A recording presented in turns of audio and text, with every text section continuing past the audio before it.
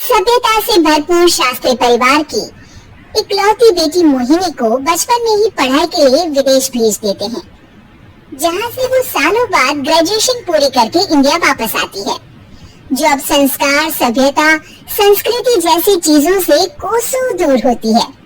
एक सुबह Mohini short dress पहने, कानों में हेडफोन लगाए जोर जोर से इंग्लिश गाने गाते हुए घर में घूम रही होती है।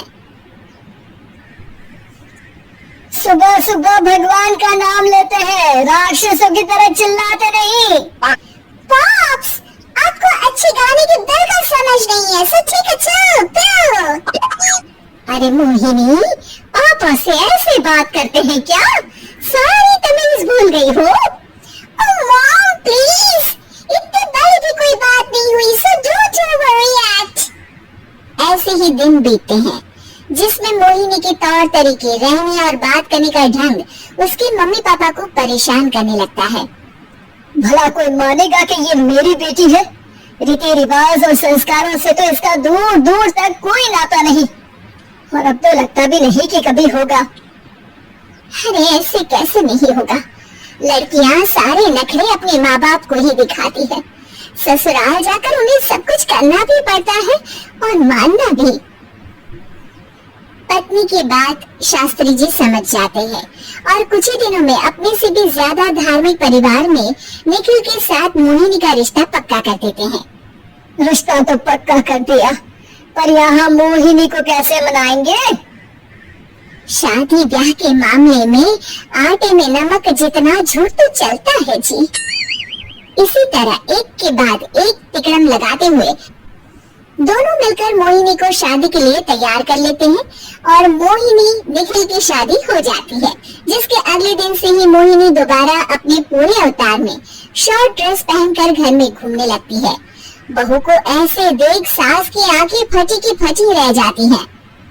अरे ये क्या बेशर्मी है, हमारे घर की लड़कियां जींस तक नहीं पहनती और तुम बहू होकर इतना छोटे कपड़े पहनकर पूरे घर में घूम रही हो।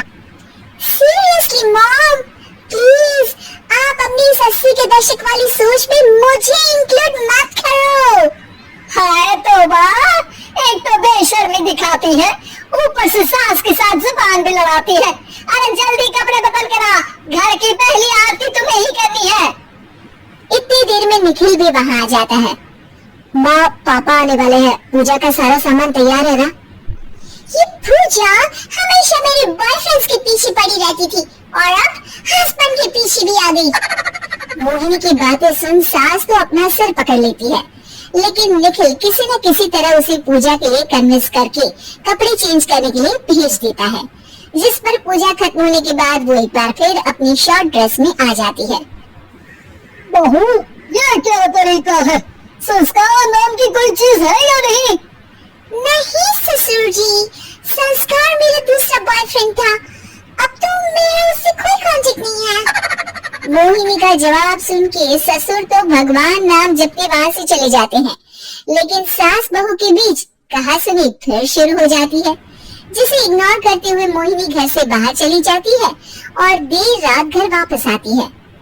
मोहिनी, मैं जानता हूँ कि तुम विदेश में रही हो और तुम्हें वहीं की आदत है, पर यहाँ चीजें कुछ अलग है। अगर तुम उस हिसाब से कुछ एडजस्ट कर लो तो सबके लिए सही हो जाएगा। I am not in a lecture mood. Good night. अगली सुबह मोहिनी देर से उठकर एक बार फिर उसी तरह सबके सामने आती है, जिस पर उसके सास कुछ बोले उससे पहले ही मोहिनी की दोस्त मोनिका और रचल वहाँ आ जाती हैं। Oh hi darling, how are you? OMG, we missed you so much. I missed you too darling. Ram Ram, इन्होंने तो तुमसे भी छोटे कपड़े पहने हैं।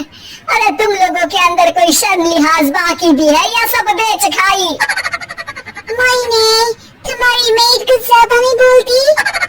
इस पर मोहिनी की दोस्त उसकी सास का मजाक बनाने लगती है, जिसे सुन निखिल उन्हें जवाब देते हुए कड़वे शब्द सुना देता है और वो सुन के वो दोनों तो मुंह बनाए वहाँ से चली जाती है, लेकिन गुस्से से लाल मोहिनी वहीं खड़ी निखिल को घूरती रहती है। घूर क्या रही हो? तुमसे शादी की ये सोचकर कि विदेश में पढ़ी लिखी हो, घर में कोई पॉजिटिव चेंज लाओगी, अपनी करियर के लिए एम्बिशियस होगी, पर अपने इस बिहेवियर से उस पढ़ाई के साथ साथ अपने मम्मी पापा के नाम को भी डुबो रही हो। अगर तुम्हें ऐसे ही हाल रखना है तो यहाँ रहने की कोई जरूरत नहीं है। निखिल की बातें सुनकर मोहिनी रोते हुए घर छोड़कर अपनी मम्मी पापा के पास वापस आ जाती है। ससुराल में सब कुछ ठीक तो है? वो अपने आप को समझते क्या है? मोहिनी पर चिल्ला रहे? मैं क्यों उसके इशारों पर चलूं? मैं अपनी लाइफ अपने तरीके से जीना चाहती हूँ और वो ना आप लोगों को मंजूर था और ना ही उन्हें है। तुम यहाँ नहीं रह सकती। अपने पापा की बात सुन के मोहिनी हैरान रह जाती है। हाँ, तुमने बिल्कुल सही सुना। अगर तुम्हें अपने इस घमंड, बेशर्मी और बदतमीजी में ही जीना है तो तुम यहाँ भी नहीं रह सकती। बेटी, मैं मानता हूँ हमारे यहाँ रीति रिवाज बहुत मायने रखते हैं और हमने उन्हीं के ओवरडोज से बचाने के लिए तुम्हें विदेश भेजा था। एक लड़की जो शादी करके घर और बच्चे संभालती है, उससे तुम अपने आप को ज्यादा समझ सको इसके लिए भेजा था। तुम उससे ज्यादा समझो और बनो, पर तुम तो किसी दूसरी ही ट्रेन में चढ़ गई बेटा। उसके मम्मी पापा बहुत देर तक मोहिनी को सारी बातें समझाते हैं, जिन्हें सुनकर मोहिनी को अपनी गलती का एहसास होता है। वो जॉब ज्वाइन कर लेती है और ससुराल वापस आकर उन्हें मॉडर्न बनाती है और खुद भी कुछ रिवाज सीखते हुए खुशी से रहने लगती है।